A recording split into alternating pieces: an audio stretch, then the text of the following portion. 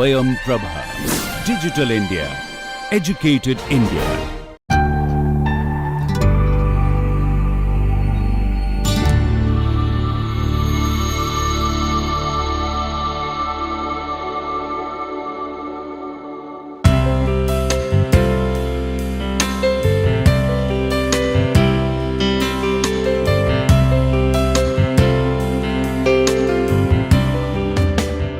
Welcome to the course Environmental Impact Assessments, and in today's session we are going to look at EIA reporting, how it is done, and then we'll also look at how EIA reports are reviewed for its quality. So accordingly, our coverage will include that we'll look at EIA reporting, we'll look at its content, purpose, and then we'll look at the EIA review process, what's its purpose, and what are the key aspects when EIA reports are looked into when they are reviewed, and how do reviewers look at that. So accordingly, the expected learning outcomes is that after completion of this session, you should be able to identify key elements of EIA reporting, what all should be put. So you should be able to list and structure EIA reporting, and then understand like what should come in which part of the reporting. Further, you should be able to identify key aspects of EIA review, what are the good quality report looks like. So you should be able to identify those and then be able to judge EIA report quality. So looking at EIA reporting content and purpose, we see that just to locate ourselves where we are, which process we are talking about, we are here in the fourth box where we are doing like the review of environmental impact assessment. So that part we are in, and then after the report has been prepared and it's submitted for review, then we will look at the review part. So we'll look at both, like how do the report writing is done, as well as how the report is reviewed. So as a either if you are a reviewer, what things you would look for when you are checking, you're evaluating a EIA report, as well as when you are preparing it, what would be the key structure, and within the structure also, how do you understand each component of that structure. So we are basically in the third box of this EIA process. So looking at like EIA report structure, we follow generally in Indian context. We look at Appendix 3 of EIA Notification 2006. And so that helps you to identify what should be the key report structure. So that's the guideline which is available. As well as here, I have also taken input from TOR, which also gives you a sectorial wise what kind of report layout has to be there, what would be the key elements which have to come in here. So looking from the EIA notification 2006, you can see here, I've taken the snip from the notification. So you can see that you have introduction where you put the purpose of the report, why the report has been prepared. Then you identify project and project proponent, you tell about those things. Then you also tell about nature, size, location of the project, and its importance to the country and region. So you tell its significance, it's important because that is why you are doing it, and it has, this particular project has to be done because it's needed, it's important. And then the scope of the study, what all the EIA would be covering here, and details of the regulatory scoping carried out as per the terms of reference. So what terms of reference, what was the guideline which you were supposed to cover within the EIA report, so how you have covered that. Then you look at the second part, which deals with project description. So here you give range of things ranging from condensed description of the aspects of project. So you give like in a very condensed form, what are the different aspects of the project, including the feasibility study, why it is feasible and likely to cause environmental effects, what kind of environmental effects it would cause, and details should be provided to give a clear picture to any reader of the report. So it would tell about type of project, need for the project, and then location, size or magnitude of operation, at what scale it is going to operate, and proposed schedule for approval and implementation. So what's the schedule which has been followed, and then the technology and the process description. Then the project description and all the detailed drawings, maps, components, diagrams, all these things have to be provided, and what kind of mitigation measures will be incorporated to the project, that all needs to be told here. And assessment of new and untested technology for risk of technological failure. So if any kind of technology which has not been assessed before, if that's been used, you need to describe, inform in the report. So that would come as a project description, and you may also reconnect with all the components we have talked about, like the process part, the different domain part, and different component within those domain which we had discussed in terms of legislation, in terms of its process and methods. So all those have to be accordingly put in the project description.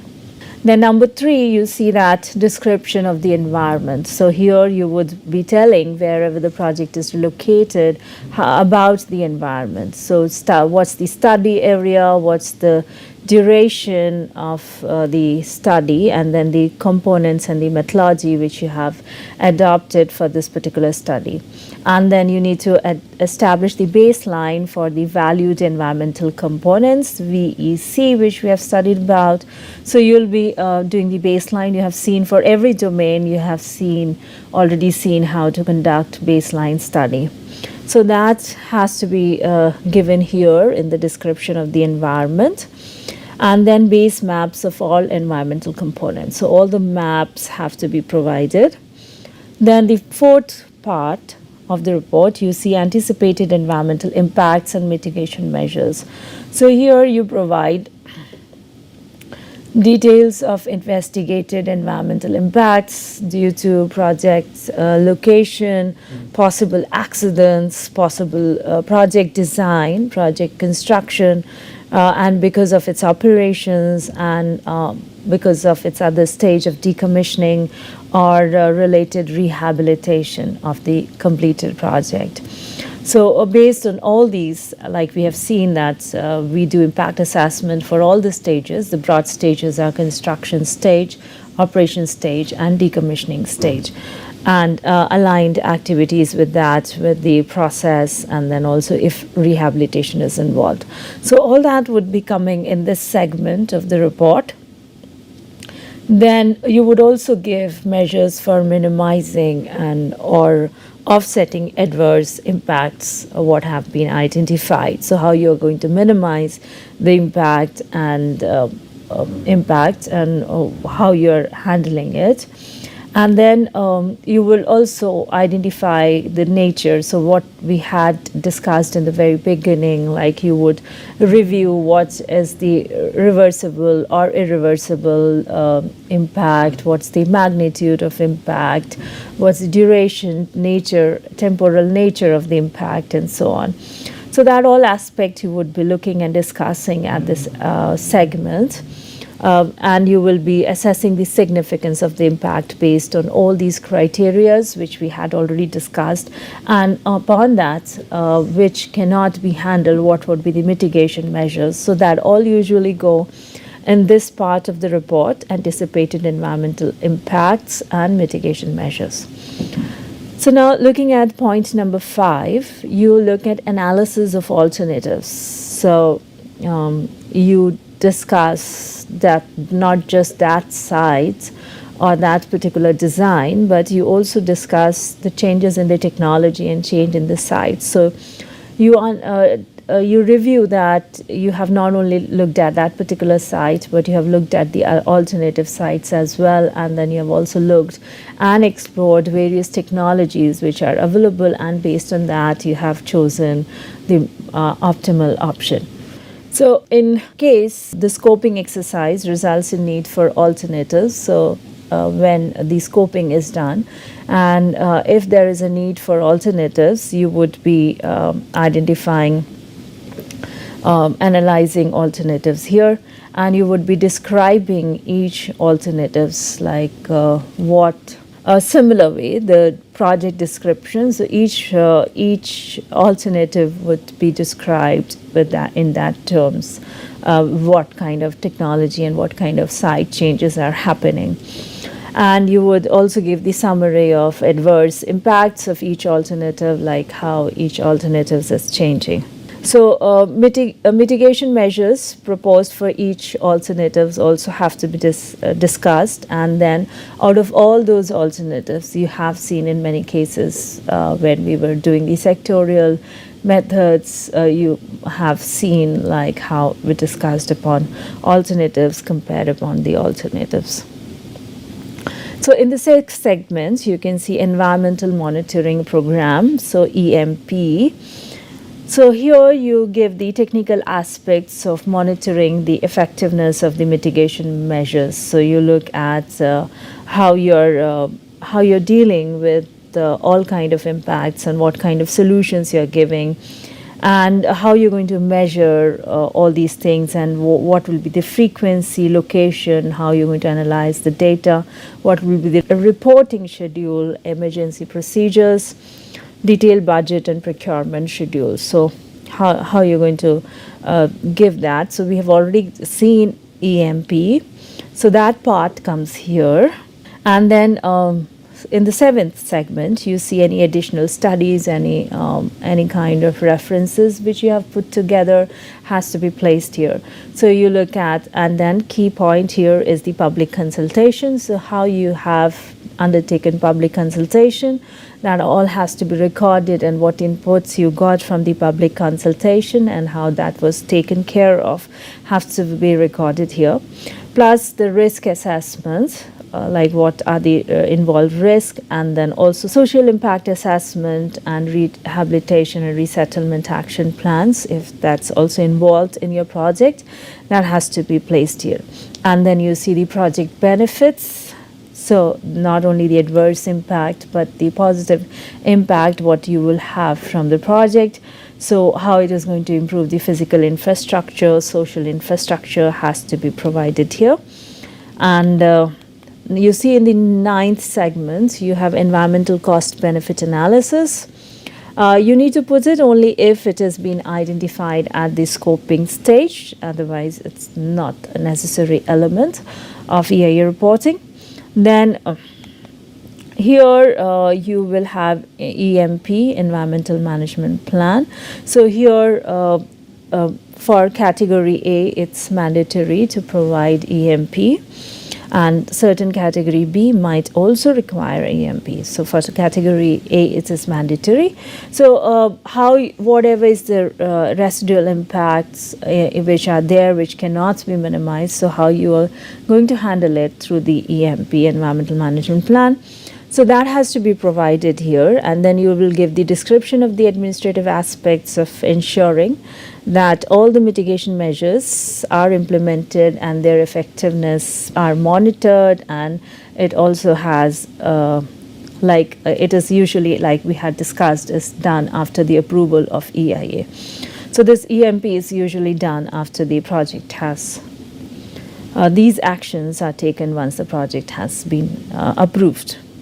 And then later part deals with the summary and conclusion, which helps anybody to evaluate what kind of what direction, what judgment it leads to. So overall justification for implementation of the project, explanation of how adverse effects have been mitigated. So that's what you'll be putting under summary and conclusion. And then disclosure of consultants engaged. So you see the 12 parts. So if you are part of the team or with, then all these informations have to be disclosed here.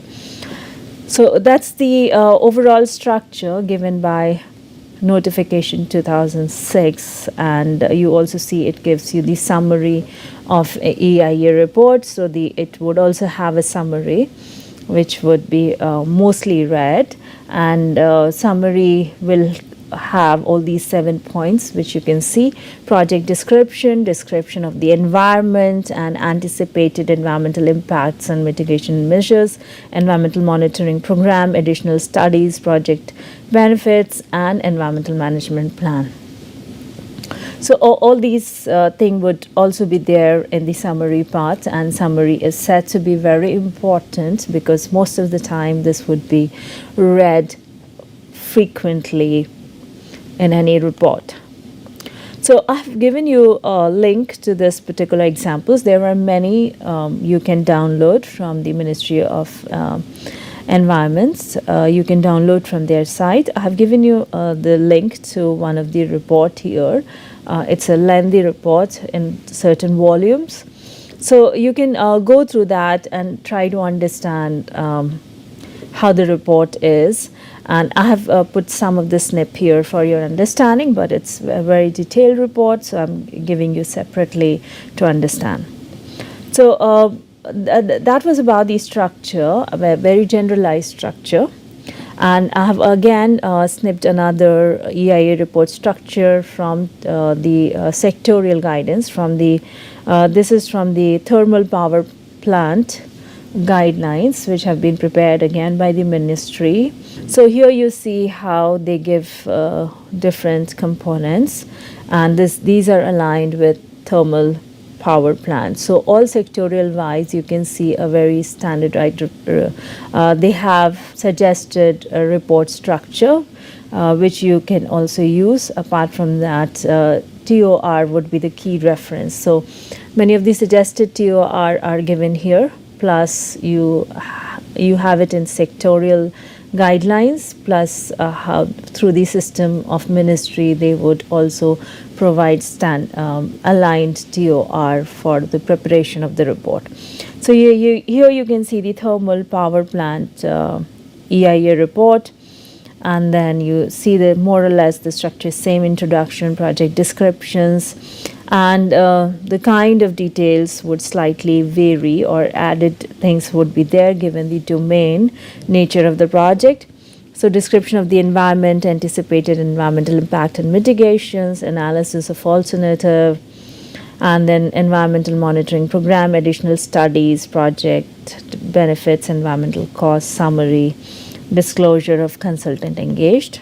So you can also look to the sector-wise structure as well for EIA report. So looking at the key purpose of EIA report, the idea is to provide very coherent statements. When we say coherent, very consistent, clear statements of what kind of impact the proposal, whatever project is coming, will have, and the measure that can be taken to reduce and remedy them. So what really happens? It contains essential information for the report will be read by the proponent to implement the proposal in an environmental and socially responsible way.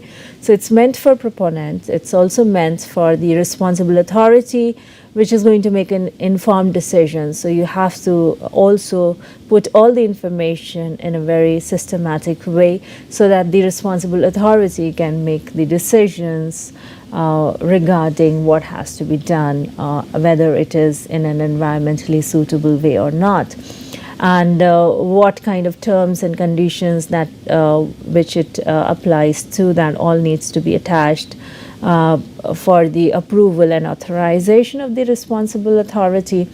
And then also for the public, your report which you're going to make, or you are the public, then you need to know that it has to have certain quality. So the report is meant for public to understand the proposal and its likely impact on people and their environment. So there will be three broad categories of readers who are going to read your report. And then a good report, EI report, would meet the following targets, like it would be actionable. Whatever we are talking about, we should be able to implement it. So a document that can be applied by the proponent to achieve environmentally sound planning and design. So whatever you're planning, it should be actionable. It should not be impractical, but very practical to translate on ground. Further, it should be decision relevance. Your document should help present necessary information for the people to make decisions. So your document should help decision makers to take relevant decision. Further, it should be user friendly. Your document should communicate the technical issues to all different parties in a very clear and a comprehensive way. So your report needs to be very user friendly. So keep those things in mind, irrespective of its technical details. It needs to be user friendly, very readable and actionable, and should help in making the decision. So EIA report, like we have already seen, includes many components. So here you see that it has, like we said, it should have a summary, executive or non-technical summary, and which would probably be used for the public communication document. So you see the importance of the executive or a non-technical summary. And then you would also have statements for the need for an objective of the proposal, then reference to applicable legislative, so all the legislative which we studied, so all that reference have to be made, and then a description of the proposal like we saw in the notification 2006. So how those descriptions, what content has to come, that all needs to be made, and comparison of the proposals and the alternatives. So even you are comparing that, compared to all the alternatives, you have looked at all the possible alternatives before you came to one particular solution. And then your report should also provide description of the project setting, including the relationship, so that all you saw in the notification 2006 structure, description of the baseline condition, as well as what kind of input you got from the public consultation process. And then how you are taking care of main impact, so that all should come very clearly, and then how you are evaluating the significance of all kind of impact, and what are the residual impacts, and how you are designing the practical best environmental options you're coming up with. And then you would be also giving the environmental management plan like you saw in the notification, and then how all the technical informations are laid out. So looking at the executive summary, it should, like when you're taking care of executive summary, it should describe the proposal and its setting in very brief manner, terms of reference, what terms of reference becomes very key here, because that's the line in which you need to work, and that is what is desired as the output from your EIA report. So terms of reference for the EIA, what was the terms of reference, the results of the public consultation, alternative considered, major impacts of their significance, proposed mitigation measures, the environmental management plan, and any other critical matter that bear on the decision. So all that has to come in executive summary and in a very crisp, concise manner.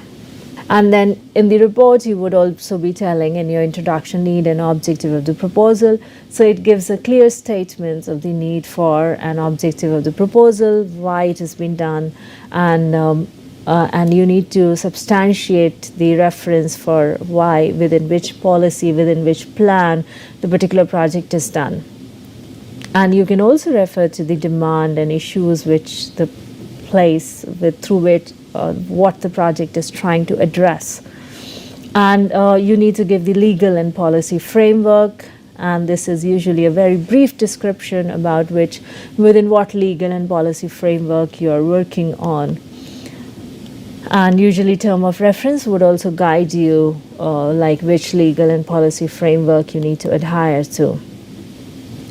And you need to describe the proposals and alternatives like we've already discussed here, and then the baseline information which becomes the key of the entire report. So you need to provide the spatial and temporal boundaries, biophysical land use and socioeconomic conditions, the major trends and anticipated future conditions, environmentally sensitive areas. So all that's what you studied in the legislation as well as method parts, from scoping part to the baseline assessment domain wise. So all those domains which are relevant to your project has to be provided in this particular report.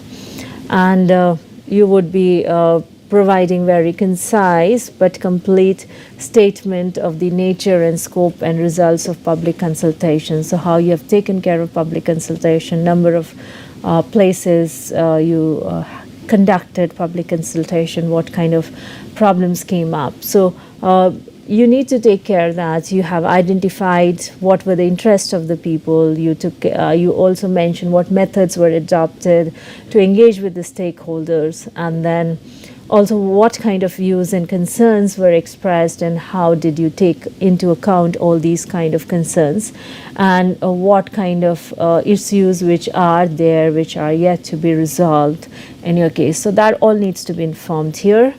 Then you would also take care of each impact. How did you predict the impact? So all domain wise what we did, so you will also do it domain wise relevant to the nature of your project.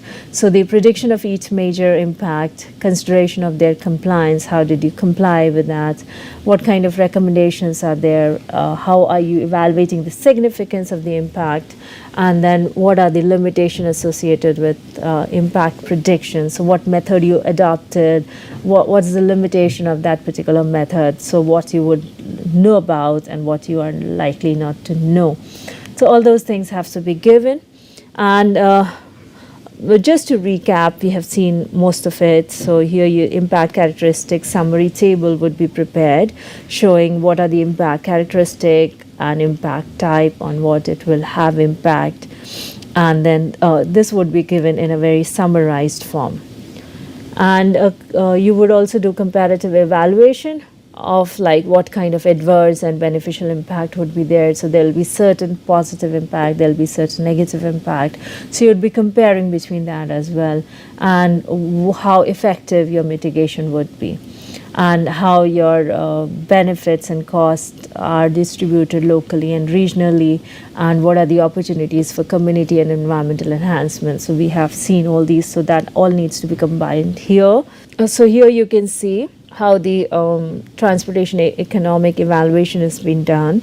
So here you see that alternative 1, alternative 2, alternative 3 and 4, how all that evaluation, what are the impacts and what are the positive, what are the negative impact, all that has been evaluated across the alternatives here and across the different domain: traffic, noise, land use, flora, fauna, exotic vegetation, landscape, and so on. So it helps. In all that domain specific, what you have done has to be summarized here.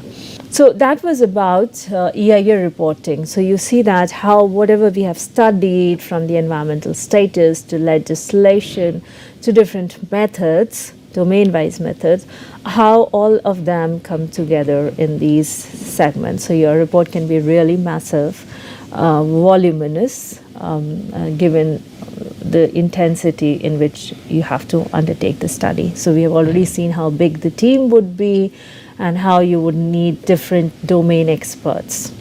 So this would be how it would culminate and the final product would look like. Now we are looking at the reviewing aspect, how the EIA would be reviewed. So once your report is made, or while you're also making your report, you need to understand how the report would be reviewed so that your report is of considerably good quality, what is desired, and it addresses to the purpose of EIA reporting.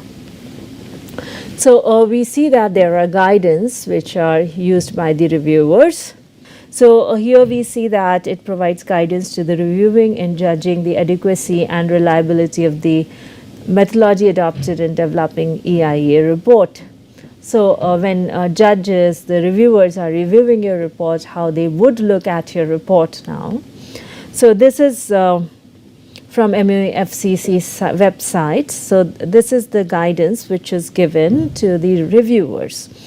And you also take note that these keep changing, the guidance information keep changing, so you need to really check what's the really updated and the latest data available from the website of your different agencies, ministries, department, which as per your context. So you need to continuously check that.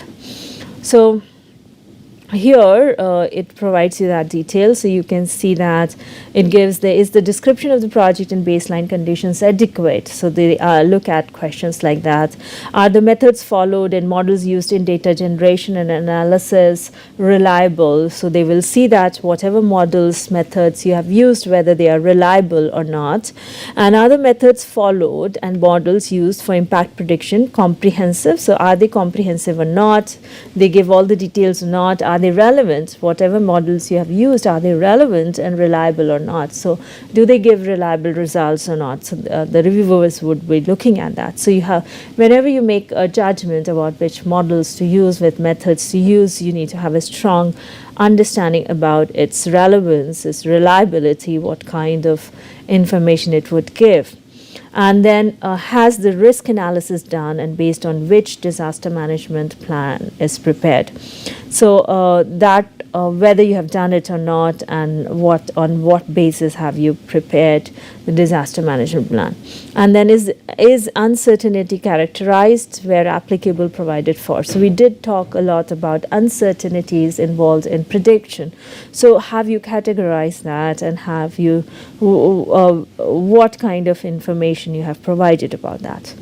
And then a reviewer would also look at have the project stakeholders been appropriately consulted. So have you appropriately consulted as per the norms, and their concerns have been addressed or not. And then and also you see here they look at cumulative and cross-media impacts investigated and accounted for.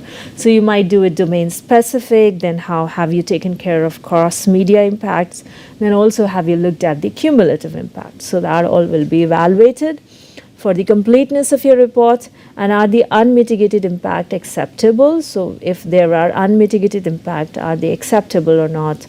And are identified mitigation measures feasible, appropriate, and adequate or not? So that all the reviewers would look at, and then they would look at the scope, and within the scope, what kind of baseline conditions, site, process, alternatives, public hearing, all that you have given or not. Then they will look at how you're giving the baseline conditions, and they would usually have a checklist of key parameters as per the domain with which they would be checking your report. So you can see some of the checklists here.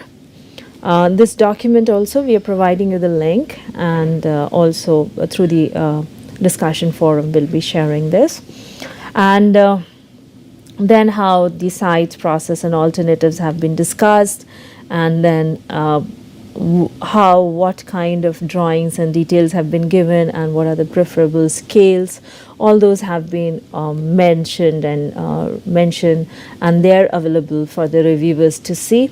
And then also like here for public hearing itself, an overview of the issues discussed, whether you have discussed it or not, how the concerns raised were responded by the project proponents. They will look at, they would tally what were the concerns raised and have you addressed it back or not.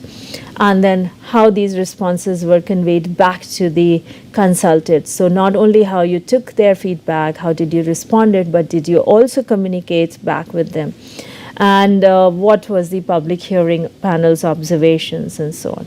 So you see the box 3.3 here, so stakeholders identification, impact identification, mitigation options, monitoring, and community development. So all these aspects will be looked by the reviewers. And also at different stage, construction stage impact, then project resource requirement and related impacts. So they would be using as a checklist and reviewing all these aspects. And then prediction of environmental media quality, how you have taken care of. So we have studied here resource balance. So like here they specify how different steps you have taken and how the impact prediction has been done or not. So they would be checking that way. Likewise, they would be checking for socioeconomic impact, they would be checking for ecological impact, occupational health impact, major hazard risk assessment. So we have all covered all these. And then also look at the impact on transportation system. So this as well we have covered. So the reviewers would be looking how well you have done that. And then also integrated impact assessment. So all these will be reviewed. So these are the guidelines given to the reviewers. So keep that in mind, that how the reviewer is going to evaluate. So your project will get clearance or not would depend also how well your report is communicating. So now moving on to the second part where we look at the review of EIA, so where the appraisal is done. So what we saw here was how your report will be judged. So now how your assessment, what you have done, how the quality of EIA, what you have done, would be reviewed here.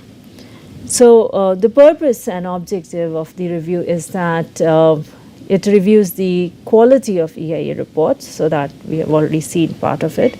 And then it also takes care of account of public comments, so how you have taken care of public comments, and then determine if the information is sufficient or not. So whatever information you have given, whether it's sufficient or not, and are there any deficiencies that needs to be improved upon.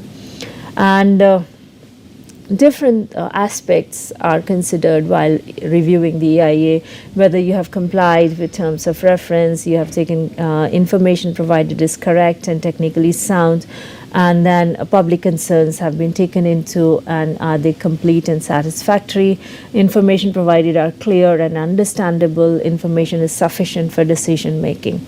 EIA review types of procedure, you see that there can be internal review and there can be external review. And when you do internal review, it has certain limitations that it can lack rigor and transparency, and you might not have enough documentation. And but however, it can be low in terms of budget, it might save your money.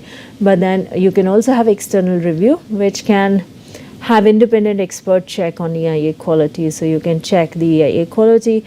It can be more rigorous and transparent, and then it can also show what is sufficient, what is deficient, and you will be able to publish the review report. So you have these internal review and external review, but you see that there's much more advantage of taking external review. And the EIA review procedure include, for this, you can have environmental agencies which can come in, you can also have independent panel, then you can have standing commissions, interagency committee, planning authorities, which all can help to take the EIA review. And while you're doing EIA review, there are certain steps to good practice. That is like there can be a scale of review, whether good, bad, how do you scale it up, evaluate the review. Then you can select the reviewers, you can you use the public input, you identify review criteria, how you're going to review, and you can carry out the review, and then determine remedial options, how you're going to take care of it, whatever the problems are, and publish the review report. So the following can be used in order of priority. So for review criteria, the key aspect here again and again, which has been repeated, is the terms of reference and EIA reports of comparable proposals. So wherever you find EIA report from the other cases, similar cases, you take as a reference point. And you also have other guidance like what are the EIA requirements, guidelines and criterias, and then you can also look at certain good principles of EIA and the entire course where we have learned it. So all these can be used as a reference. And then you carry out the EIA review process, which is like here by the UN training program. You see that it has been updated by 4 steps. Step 1, identify the deficiency, focus on critical shortcomings, recommend remedial measures, advice on implication for decision making. So you're reviewing the report part here, so you can take care of these 4 things. And then there are a lot of review methods. You have general checklists, which are used generally. Then you have project-specific checklists also. Review packages are also offered by many institutions and research institutions. Experts and accredited reviewers also can come in. You can also have public hearing, and also there are frameworks which helps you to review. So some of them, this is the scaling part which I talked. So you can have A, B, C, D rating. So you can have, like, reviewers can tick to this, that A, generally well performed, no important task left incomplete. So B, generally satisfactory, incomplete, only minor omissions and inadequacy of the report. So even you can see, you can as an exercise, you can look at certain reports and see how well it addresses to all the aspects of EIA. So here from one of the example from the UN training manual, and then also from the Zimbabwe training manual, we see the process which is adopted for EIA reporting. So here you see how you have complete information on overall sheet of review report. Then you skim read EIA reports. Then you have review area 1 and all these areas, review area 2, review area 3, review area 4, depending on description, the description of the developments and the local environment and baseline condition. So review area 2, identification, analysis and assessments, alternatives and mitigation, communication of the results. So all these areas, how you are describing, how you're identifying, how you are looking at the alternatives, how you're communicating the results, all become very important, how your report will be evaluated for its quality. So you see how yes or no, you look into all these segments here. So this is the kind of a checklist which is used in Zimbabwe for their reviewers. So review of EIA report. So reviewers, the committee would review and put in reports in this way. So EIA report title, date, EIA report reviewed by, date of review, reviewer criteria. They would give rating to your report. And then they would look at minimum required, broad compliance, overall quality, and then review area 1, and so on. All the reviews areas would be seen. So I'll be giving you this document so you can see the complete review areas here. So looking at Indian context, so here we use the term appraisal, which means the detailed scrutiny by the expert appraisal committee, or it can be state level expert appraisal committee, which we have also covered before while we were doing the process part. So there you look at the application and other documents like the final EIA report, plus you also look into the outcomes of the public consultation and how you have incorporated that in the overall EIA report. So that is what is checked. And it is said that review process, so when the quality of review is checked, it is like inbuilt process to see the balance, the sustainability aspect, so how the report is taken care of, even the environment is taken care of. And the intention of the EIA, the broad intention of the EIA is addressed within that. So it allows to see that whether the information is enough, whether it's helping to make the judgment or not. So this is as per the, like I have taken these parameters from a sectorial area from the thermal power plant, and I'll be also giving this link to this documents, and you can also download from the ministry website. So there for this particular domain, thermal power plant, they have given how the appraisal would happen. So in the appraisal, it would in general would mean detailed scrutiny of all the assessment you have done by the committee. So the committee is going to look into it. And the appraisal will be made by the advisory committee to the central government, or SEAC, or to SEIAA. So key aspect again is the TOR. So where if that's not been completely addressed, it would be returned to the person who is prepared, or it can be rejected as well. And So again, they would be, as per this domain, the project site description would be looked at. So here you can see in the example, I have taken from THDC, the project, from the ministry website. So how the document is huge, so I've just taken from the summary. So here they are providing, and this is the cleared a report. So this report got environmental clearance. So I've just taken from that. So you see how they are providing all the information related to project and location.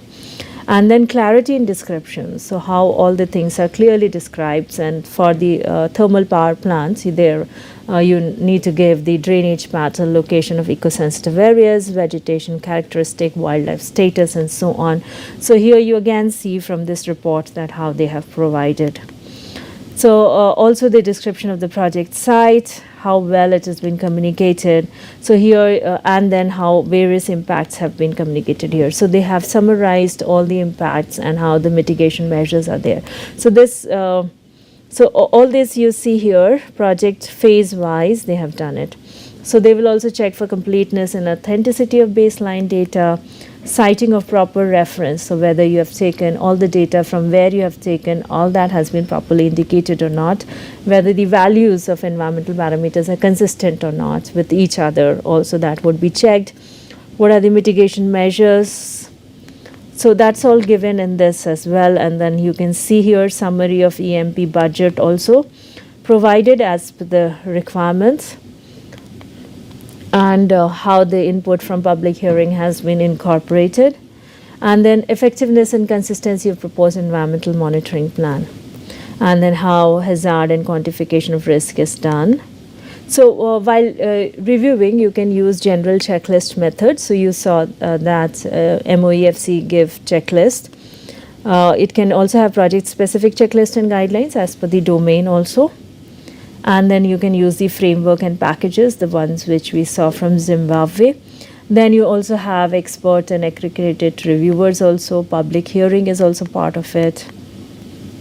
And this is one of another scale which you can see where the report can be evaluated like excellent, good, satisfactory, and so on.